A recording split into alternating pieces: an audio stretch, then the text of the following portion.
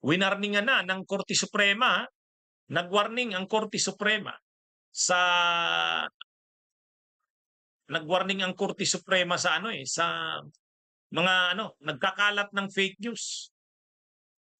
Oh, itong tungkol sa di umano'y sinabi ni Supreme Court Chief Justice Alex Gismundo.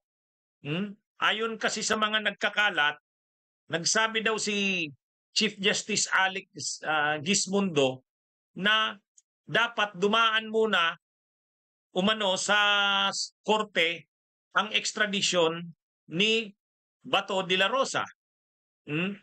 Ayan ito yung SC nag-abiso versus Sukmid Posts ng umano'y pahayag ni Chief Justice Gismundo sa sinasabing ICC warrant versus Senator De La Rosa. Hindi naman po kasi nagsabi talaga wala namang sinabi o binitiwang pahayag si Supreme Court Chief Justice Gismundo. Wala po. Fake news yan. At sino ang nagkakalat niyan? Ay siyempre kampo ng mga DDS. Kasi ang gusto nilang palabasin na Korte Suprema na mismo ang nagsabi na dapat wag isurrender si Bato sa ICC. Dapat idaan sa korte. Yun yung narrative ngayon ng mga DDS Ganun daw ang order ng Korte Suprema. At ang kino-quote nila ay mismong Chief Justice pa. Yun, nabasa ko yung na yun Nabasa ko yung post na yan na kinakalat ng narrative ng mga DDS. Kaya nag-warning na ngayon, nag-abiso na ang Supreme Court. Posibleng kakasuhan yan. Ang mga magkakalat ng ganyang fake news. Ano naman talaga kasi yan? Pinaliwanag na natin yan.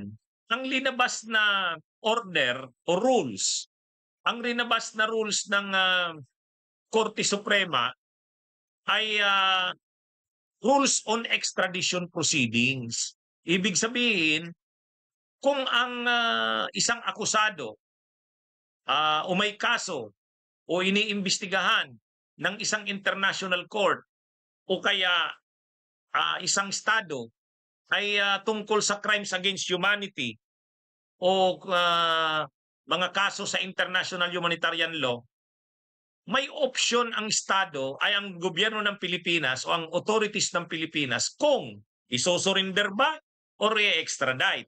Yun ang option. Ngayon, kung extradition ang gagamitin, yun, mag-a-apply yung rules on extradition proceedings na nilabas noong October 1 ng Korte Suprema. Naglabas na kasi ng rules on extradition proceedings. Pero dahil hindi naman estado ang ICC, kundi international court, at saka ang option naman ng gobyerno, pwede naman talagang gamitin yung surrender. Katulad ng ginawa kay Duterte, hindi kailangang dumaan sa korte yun. Kasi surrender nga, isusurrender na lang. Mas madali yun. Pero kung gagamitin mo extradition, okay, ito-turn over mo muna sa korte yung akusadong inaresto at ang korte ang mag-o-order na i-extradite siya.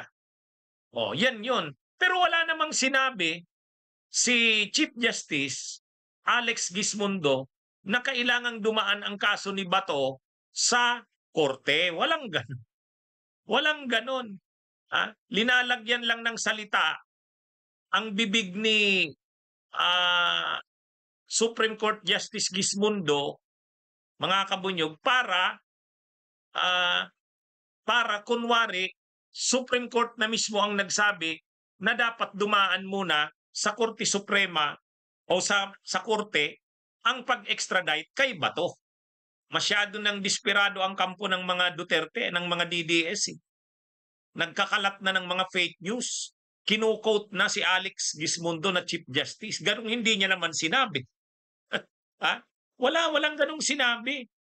Actually, wala pang ang pronouncement ang Korte Suprema na illegal, mali, unconstitutional yung ginawang pag-aresto kay Duterte. May pending pang petition sa Korte Suprema tungkol dyan. Yung mga abogado ni Duterte ay nag-file ng petition sa Korte Suprema na kini-question nila yung legalidad, konstitusyonalidad ng pagkaka-aresto kay Duterte. Kasi ang sabi nga nila, dapat hindi sinurrender, dapat dinaan sa extradition. Pero hanggang ngayon, wala pa namang desisyon ng Korte Suprema doon.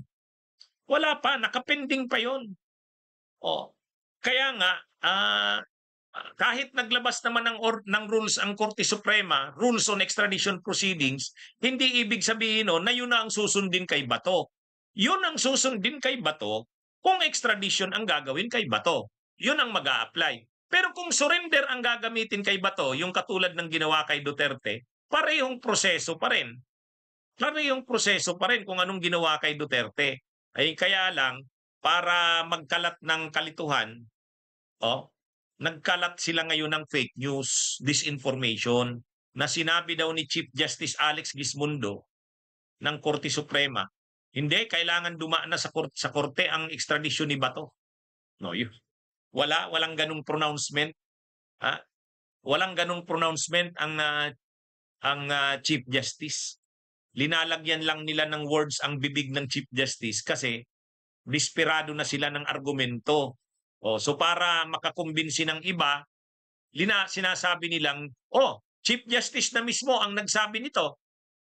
Chief Justice na mismo ang nagsabi na dapat dumaan muna sa korte ang extradition ni Bato. Ganun sila kadesperado. Ganun hindi naman ganun. Ako maraming beses ko nang pinaliwanag yan. Walang ganong sinabi ang Korte Suprema. So ngayon, ayan na, nagsabi na ang Korte Suprema. Winawarningan yung mga nagkakalat ng ganyang fake news o narrative o kaya disinformation. Maaari silang kumaharap ng mga kaso sa ginagawa nilang yan. Nagbabala ang Korte Suprema sa publiko laban sa kumakalat na mga peking court order, notice, at subpoena. Ang masama pa, ginagamit pa ng mga DDS ang pangalan mismo ni Chief Justice Alexander Gismondo para makapanloko. At hindi lang yan, umalma rin ang Korte Suprema sa mga kumakalat na fake news sa social media tungkol sa issue ng ICC arrest warrant laban kay Bato de la Rosa. May mga post daw na nagsasabing naglabas ng utos si Chief Justice Gismondo para harangin ang warrant. Nilinaw ng Korte Suprema na walang katotohanan ito at hindi sila naglabas ng anumang pahayag. Kaya panawagan sa ating lahat, maging alerto at mapanuri. I-verify muna ang anumang impormasyon bago paniwalaan at i-share.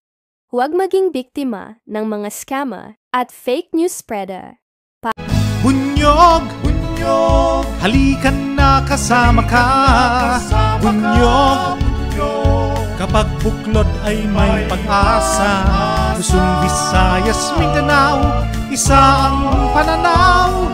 Sa bagong Pilipinas ang bunyog isisigaw. Bunyog! Bunyog! Bunyog!